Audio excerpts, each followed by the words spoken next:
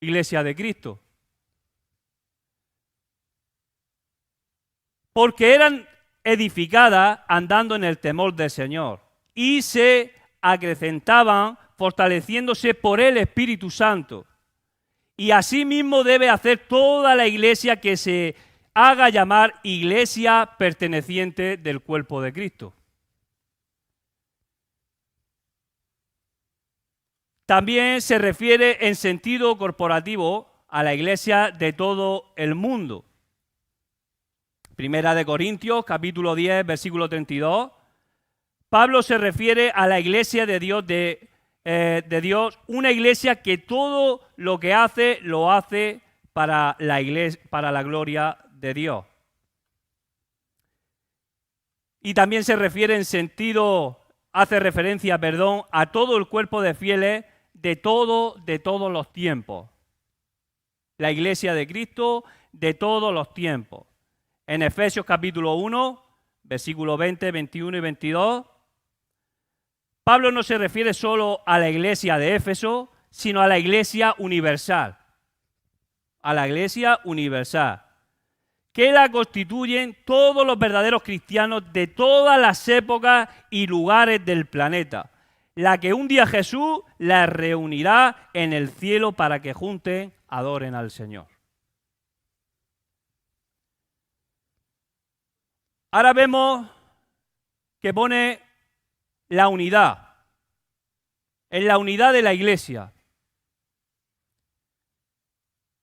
En la unidad de la iglesia, la iglesia cumple principalmente en sentido espiritual esta unidad interna.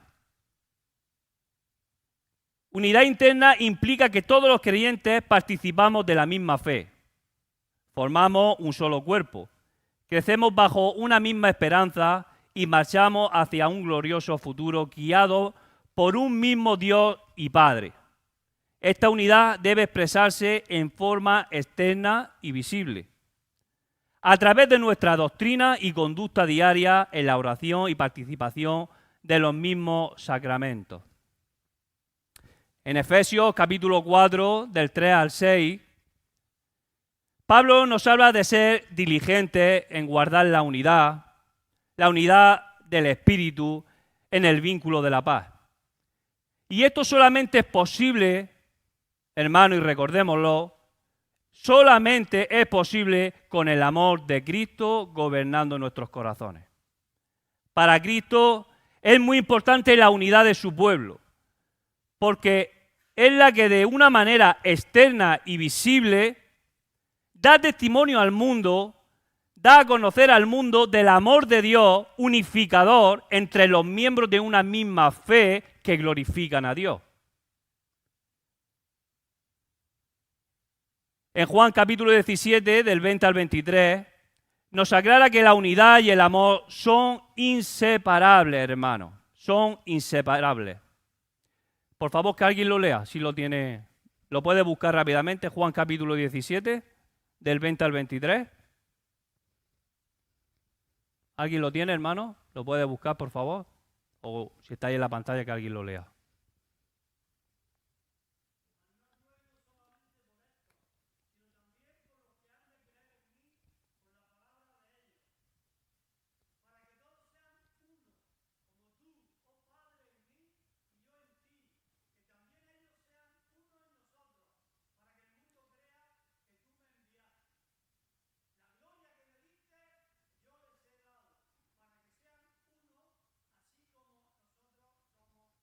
Amén. Gloria a Dios. Vemos, hermanos, que el interés de Cristo es que su pueblo lo refleje a Él en el mundo. ¿Y cómo lo refleja su iglesia? Pues a través de la unidad, que viene del amor. Viene del amor de Dios, que es sin fingimiento, aborreciendo lo malo y siguiendo lo bueno, amándonos lo uno a lo otro con amor fraternal. Por otro lado, no confundamos también la unidad con igualdad, porque siempre habrá innumerables diferencias y diversidad de opiniones como la había en la iglesia primitiva, entre judíos y gentiles, que lo único que tenía en común, y gloria a Dios, era su aversión, su rechazo a lo malo por agradar a Dios. Y si en ese tiempo, hermanos, pudieron convivir unida la iglesia primitiva a pesar de sus diferencias, nosotros también podemos, pero solo por el poder del Evangelio que vence cualquier diversidad entre nosotros gracias al amor de Dios en la iglesia local y universal, hermano. Ahora dice la santidad. La iglesia es santa, es santificada, debido a la obra sustitutoria, redentora de Cristo. Por ende, la iglesia es una comunidad de santos. La santidad de la iglesia se manifiesta en su separación del mundo y su plena consagración a Dios. Esta santidad debe reflejarse en la vida diaria del creyente. Hebreos capítulo 13, versículo 12, nos habla del propósito del sacrificio de Jesús para santificar a su pueblo, perdonando sus pecados y así hacer a su iglesia digna de su presencia. En Primera de Pedro, capítulo 2, versículo 9, nos enseña que somos el pueblo especial de Dios, linaje escogido, real sacerdocio, nación santificada por Cristo, y nos escogió para que anunciemos y proclamemos su grandeza, sus maravillas, sus obras, su poder, para que anunciamos que Él fue el que nos rescató del pecado para vivir en plenitud admirable en Cristo. En Juan capítulo 17, del 15 al 19, Jesús en su oración al Padre por nosotros resalta la importancia para protegernos del mal y la necesidad de santificarnos a través de la palabra. ¿Para qué? Para que aparte de que la santificación la reflejemos cada día, en Efesios capítulo 5, 27, describe el amor sacrificial de Cristo por la iglesia con el objetivo de santificarla y presentársela a sí mismo sin mancha y sin arruga, hermano. Universalidad. La iglesia invisible, universal, es la verdadera iglesia, es decir, el cuerpo místico de Cristo que reúne a todos los creyentes auténticos, de cualquier tiempo y lugar, tanto a los de la tierra como a los que ya están en el cielo. Cristianos que ya han fallecido. Esta iglesia es la que participará en las cenas de las bodas del Cordero, después del arrebatamiento de la iglesia. Una iglesia escogida de toda lengua, de toda tribu y de toda nación. Apocalipsis capítulo 19, versículos 6 y 9. Estos versículos nos hablan de la victoria de nuestro Señor y la celebración de su reinado, como también la preparación de su esposa para la boda con Cristo. Esta esposa es la iglesia llamada a las cenas de las bodas del Cordero. La iglesia local, como cuerpo de Cristo, tanto en Romanos, Colosenses y Hebreos, nos hace una llamada a la acción de todos los creyentes, a preocuparnos por el bienestar espiritual y crecimiento en la fe, y que lo hagamos considerándonos los unos a los otros, estimulándonos al amor, a las buenas obras, a no dejar de congregarnos, fortaleciéndonos hacerlo sin cesar, porque sabemos que el día del Señor se acerca.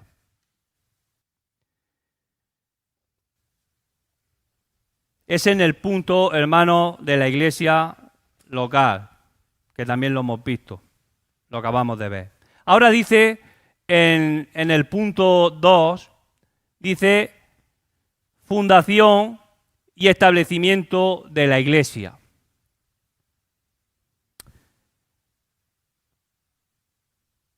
Dice, a partir de las Escrituras puede entenderse desde una perspectiva profética a Israel como la iglesia en el Antiguo Testamento. Testamento dado que se trataba de una nación llamada y apartada de entre todas las naciones para que fuese sierva de Dios. Históricamente la iglesia nació como tal el día de Pentecostés, como todos sabemos, siendo consagrada con la unión del Espíritu Santo, edificada sobre el fundamento de los apóstoles, profetas, según el Nuevo Testamento. La iglesia local como cuerpo de Cristo, en el punto 2, ese ya lo acabamos de ver, en el punto 2, fundación y establecimiento de la iglesia, todos sabemos que la iglesia, hermanos, se estableció el día de Pentecostés y edificada sobre el fundamento de los apóstoles y profetas, siendo la principal piedra angular Jesús. Jesús, que es la piedra clave que sostiene y une a toda la iglesia. A toda la iglesia. Jesús es la base central. Jesús es la base central y esencial de toda la iglesia. El fundamento principal sobre el que se edifica toda la comunidad de creyentes. En el punto de miembros de la iglesia, dice, el Nuevo Testamento enseña algunas condiciones para ser miembro de aquella comunidad redimida por Cristo.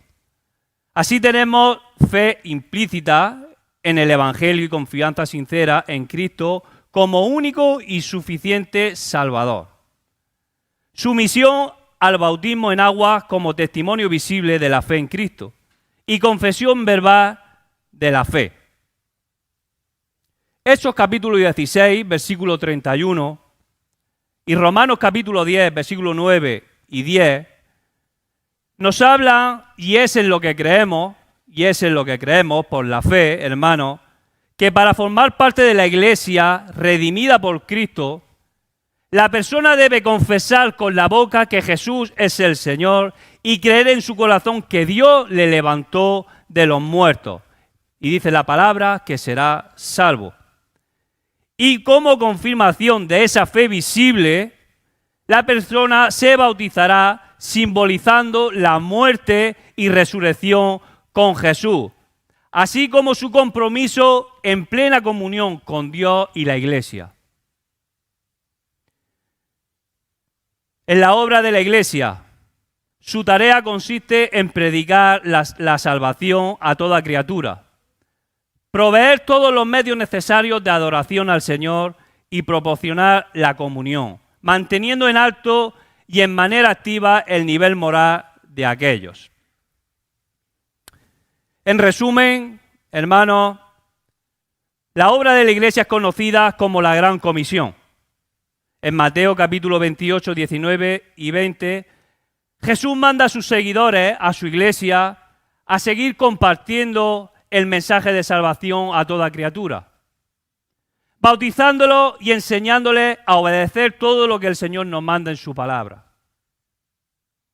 En las características de la iglesia, dentro de ellas tenemos la predicación de la palabra de Dios, tenemos la adoración a Dios, comunión de los santos, amor recíproco, estilo de vida diferente, ejercicio de la disciplina y ejercicio de los sacramentos. También resumido, tenemos la predicación de la palabra de Dios. A tiempo, nos dice la palabra, y fuera de tiempo. Tenemos que predicarla.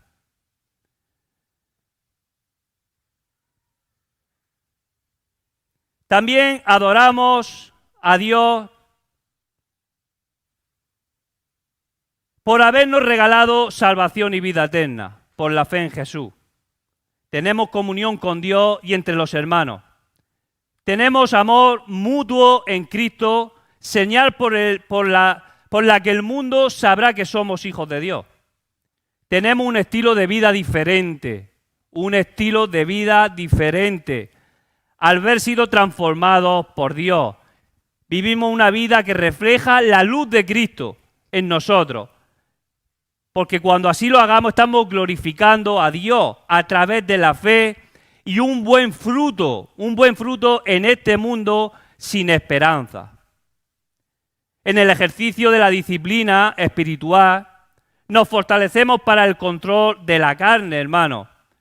Y en el ejercicio de los sacramentos, pues para celebrar la cena del Señor dignamente y el bautismo en agua. En el punto 3 dice el gobierno de la Iglesia. Jesucristo, Señor de la Iglesia. La palabra de Dios enseña que Cristo es la máxima autoridad, la máxima y única autoridad. Cristo es la cabeza de la Iglesia y Él tiene toda autoridad y gobierno sobre ella. Jesucristo gobierna a la Iglesia a través del Espíritu Santo y por la palabra de Dios como fuente de autoridad. En Efesios capítulo 1 del 20 al 23, como hemos empezado hablando, habla sobre el poder de Dios manifestado en la resurrección y exaltación de Cristo sobre todo principado, autoridad, poder, señorío y sobre todo nombre que se nombra en este siglo y en el venidero. Sometiendo todas las cosas bajo sus pies, lo dio por cabeza sobre todas las cosas a la Iglesia, la cual es su cuerpo donde Él habita y lo llena todo con su presencia. Jesús, hermano, es la máxima y única autoridad sobre todo. Pero en el gobierno de la Iglesia, Jesús decidió dar autoridad para ayudar a su Iglesia y dio autoridad a hombres a quien el Espíritu Santo llamó y capacitó para la edificación de la Iglesia. Estos siervos de Dios en la Iglesia primitiva cumplían sus funciones específicas de acuerdo a su vocación y de acuerdo a su capacidad ministerial. Entre ellos estaban pues los apóstoles, los profetas, evangelistas, pastores y maestros. Y en Hechos capítulo 6,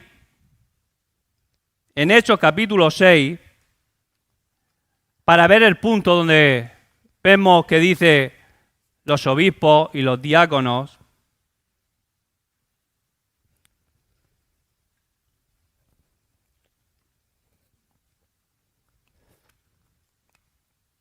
los obispos, los pastores, los líderes vigentes hoy, encargados de supervisar, son los encargados de supervisar y guiar a la congregación velando por su bienestar.